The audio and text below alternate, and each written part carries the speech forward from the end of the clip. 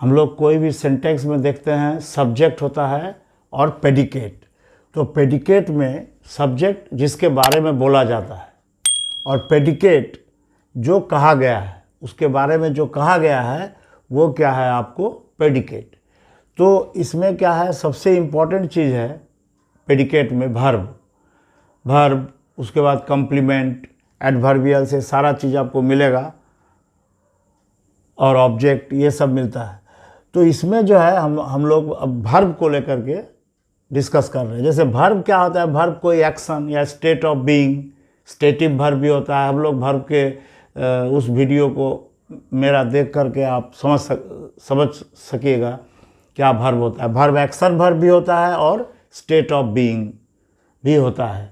जैसे मान लीजिए कि आपको एक्शन वर्ब माने रन, दौड़ना, हाँ ये सब जो है ये क्या है आपको प्ले, खेलना, ये सब क्या है आपको एक्शन वर्ब है। और स्टेट ऑफ बीइंग माने क्या होता है, जैसे ही इज इल, हाँ ये प्रेजेंट टेंस में है कि पास्ट टेंस में, इसको भी वर्ब बताता है। जैसे he is student, is, am, are, उसके बाद वाज, वेयर, ये सब जो है आपको स्टेट ऑफ बीइंग भी आपको जो है सो वर्ब में होता है। वर्ब में सबसे इम्पॉर्टेंट चीज़ है, वर्ब में कई तरह के वर्ब होते हैं। इसमें एक है आपको लिंकिंग वर्ब। लिंकिंग वर्ब क्या होता है, am is, be verb, am is, are, was, were, ये सारा चीज़ क्या है आपको लिंकिंग वर्ब, जो सब्जेक्ट और कॉम्प्लीमेंट को जोड़ता है। जैसे यहाँ देखिए ही इज ए स्टूडेंट, यहाँ इज देखिए, ये क्या है आपको, ये जो इज है ये स्टूडेंट को जोड़ता है, ही स्टूडेंट है, तो ये कॉम्प्लीमेंट है। और इज जो है ये लिंकिंग वर्ब है, इसको क्या बोलते हैं हम लोग, लिंकिंग वर्ब।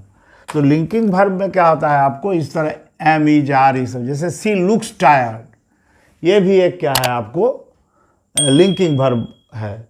जैसे मान लीजिए लुक है, अपीयर है, फील है, ग्रो है, ये सारा सब वर्ब जो है क्या होता है आपको, उसको क्या बोला जाता है, लिंकिंग वर्ब। वो भी जैसे सी लुक्स हम बताते हैं तो उसका कोई भी इसका मीनिंग नहीं निकलता है। उसके बाद यदि आप बोलिएगा सी लुक्स टायर्ड, तो ये जो है ये पार्टिसिपल यानी एडजेक्टिव का काम कर रहा है यहाँ पर। तो ये जो है क्या है आपको यहाँ पर इसको देने से आपका अर्थ जो है क्लियर हो जाता है। तो जैसे सी इज़ हैप्पी, हाँ इस तरह से होता है। जो कोई भी सेंटेंस आप लीजिए तो इस तरह ये क्या है आपको लिंकिंग वर्ब है। अब देखिए यहाँ पर जो है एक होता है जो है इंट्रांजिटिव वर्ब, इंट्रांजिटिव वर्ब और ट्रांजिटिव वर्ब। इंट्रांजिटिव वर्ब जो है अकर्मक क्रिया, मैंने कहने का मतलब है ये ना ऑब्जेक्ट लेगा ना कॉम्प्लीमेंट लेगा, कोई ज़रूरी नहीं है इसके लिए।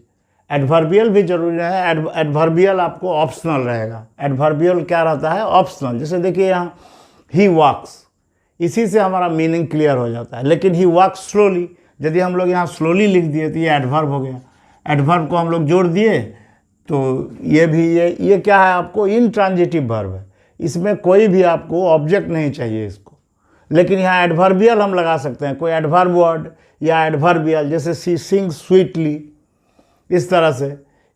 हाँ तो जैसे स्लोली इन, तो ये जो है मैनर बता रहा है यहाँ पर वर्ड। जैसे देखिए यहाँ पर जैसे soldiers fought in a brave manner, तो soldiers fought in a brave manner. अब इस पूरे को आप प्रीपोजिशनल फ्रेज बोल सकते हैं। काहे कि ये जो है एक प्रीपोजिशन के बाद है, ये प्रीपोजिशनल फ्रेज, लेकिन ये एडवर्बियल का भी काम करता है।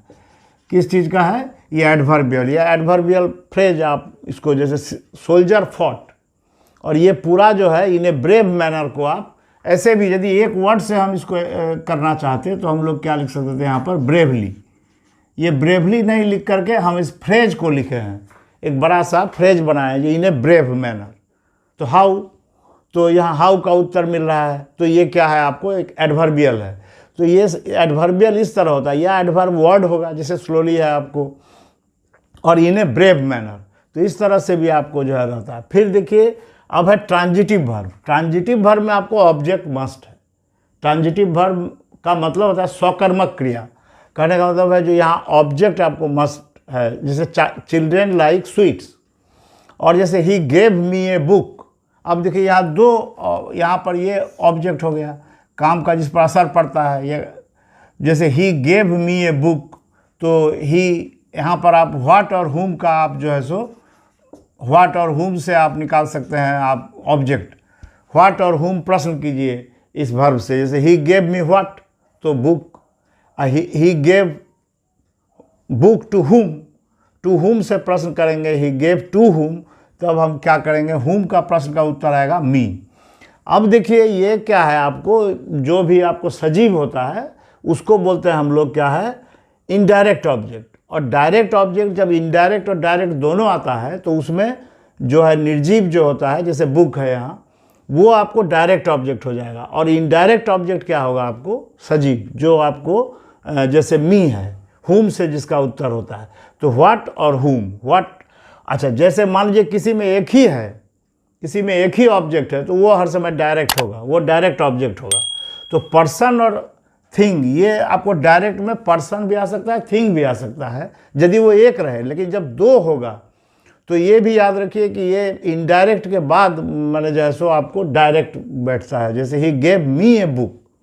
और यदि हम इसको आगे लाना चाहेंगे तब हम लोग को लिखना पड़ेगा क्या, he gave a book to me, a book to me. अब देखिए यहाँ पर आप जो है इसको, ये प्रीपोजिशन है टू, इसको जैसे लगा दिए तो ये ऑब्जेक्टिव फॉर्म में चला गया। ये जो है प्रीपोजिशन टू का ऑब्जेक्टिव फॉर्म में चला गया। कोई भी जो प्रोनाउन होता है, जैसे सब्जेक्टिव प्रोनाउन माने ही हुआ और ऑब्जेक्टिव माने क्या हो गया आपको, हिम, जैसे आई का मी होता है, इस तरह से। तो he gave a book to me, पहले यदि हम इसको करते हैं, डायरेक्ट को यदि पहले लाते हैं तो उसके बीच में आपको एक टू लगाना पड़ेगा, मैंने डायरेक्ट ऑब्जेक्ट और यहाँ पर टू, और तब जो है इनडायरेक्ट ऑब्जेक्ट। लेकिन यदि ऐसे लिखिए तो he gave me a book, यहाँ पर देखिए कोई टू लगा हुआ नहीं है, तो टू तब लगाएंगे हम जब हम इसको पीछे करना चाहते हैं इनडायरेक्ट ऑब्जेक्ट को, तब हमको क्या लगाना पड़ेगा, ये फॉर्मूला याद रखिए, डायरेक्ट ऑब्जेक्ट के बाद टू, तब जो है इनडायरेक्ट ऑब्जेक्ट होगा।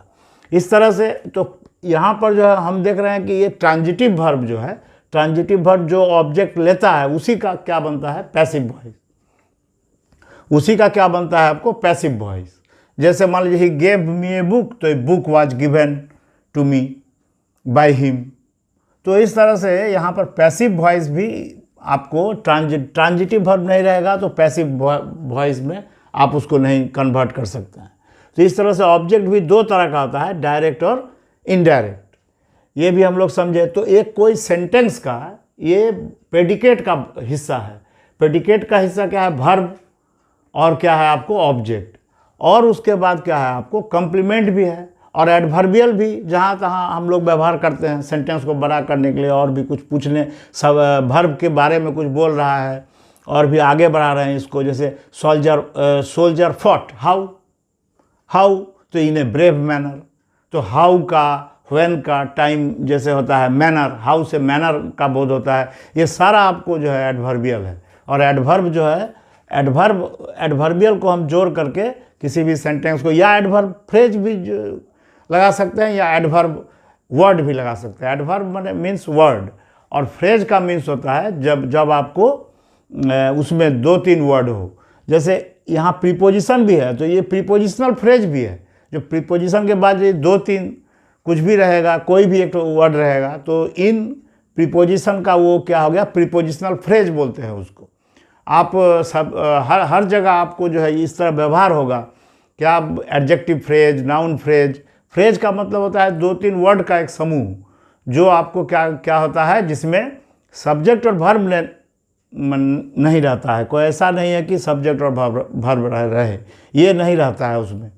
लेकिन ये आपको जो है किसी को, जैसे ब्रेवली को हम लोग इन्हें ब्रेव मैनर बोलते हैं, तो इस तरह से हम लोग हाउ से हम लोग यहाँ पर ये एडवर्बियल भी आपको, ये प्रीपोजिशनल फ्रेज आ जाता है। इस तरह से हम लोग इसको समझे। ये कोई भी सेंटेंस का एक पार्ट, वर्ब सबसे मेन पार्ट है, क्या कि सिर्फ एक वर्ब से भी आपको क्या बना सकते हैं, कोई सेंटेंस। जैसे गो, इंपरेटिव सेंटेंस है गो, माने यू जो है, इंपरेटिव सेंटेंस में यू जो है हर समय छिपा रहता है, तो आपको किसी को कोई बोल रहा है गो, कम, इस तरह एक वर्ब रहने पर भी आपको सेंटेंस बन जाता है। सबसे छोटा सेंटेंस क्या है, गो, सिर्फ दो वर्ड इसमें। तो गो जो है, गो गो मिल करके जियो, इससे आपको एक वर्ड बना और इसी से आपको एक सेंटेंस भी बन गया। तो वर्ब सबसे इम्पॉर्टेंट हिस्सा है आपको इसके लिए, प्रेडिकेट के लिए। अब हम लोग कॉम्प्लीमेंट पर विचार करेंगे।